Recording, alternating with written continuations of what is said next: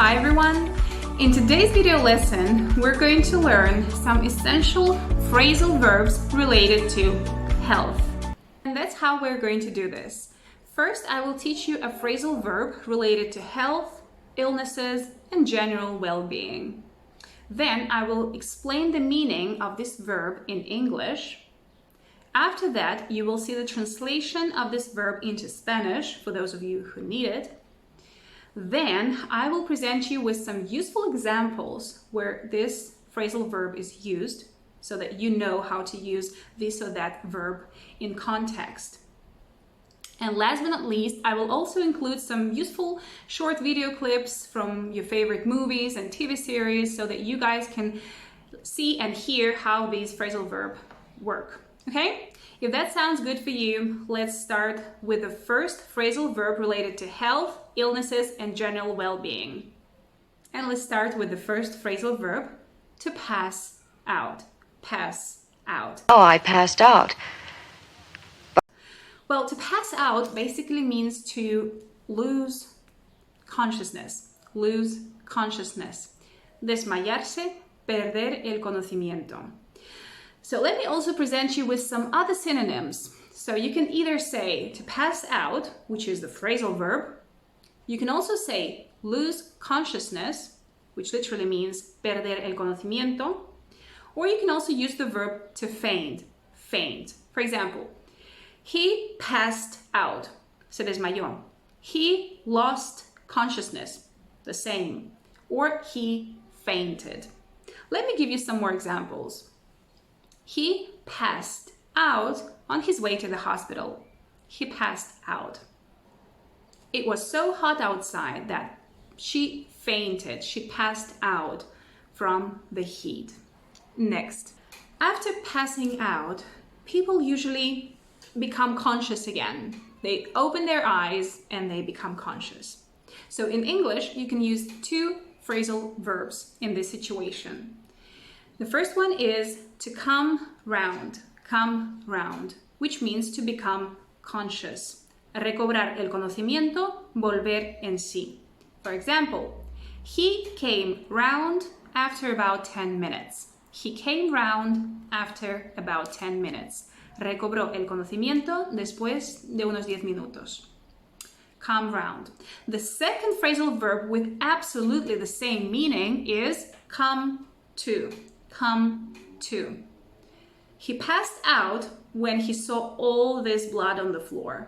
So I slapped him and he came to. Cuando vio toda la sangre en el suelo, se desmayó. Pues le di unas cachetadas y volvió en sí. Recobró el conocimiento. So you can either say he came round or he came to. Lord Never Ember finally came to. Next phrasal verb on the list is to throw up. Throw up. Go throw up. And that's definitely something unpleasant, but it has happened, I guess, to all of us. It happens a lot to babies, pregnant women, people who are sick, people who are hungover, etc., etc. So, to throw up basically means to be sick and to vomit. For example, he threw up all over his shoes. He threw up all over his shoes. Vomitó en sus zapatos. Threw up all over the back seat. And then Luke threw up all over the car. One more example.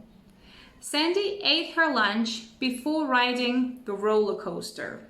And afterwards, she threw up her lunch.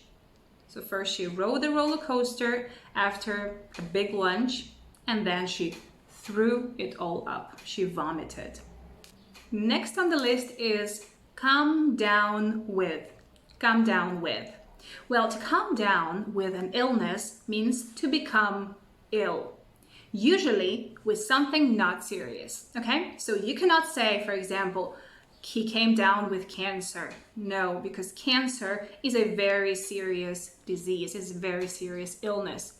So you can use this phrasal verb speaking about the flu, a cold, a fever, whatever, something that is not deathly, something that is not too serious. come down with. I think I'm coming down with something. I think I'm coming down with flu-like sometimes. I think I'm just coming down with a migraine. One more useful phrasal verb related to health and illnesses is to get over. Well, to get over means to recover from an illness.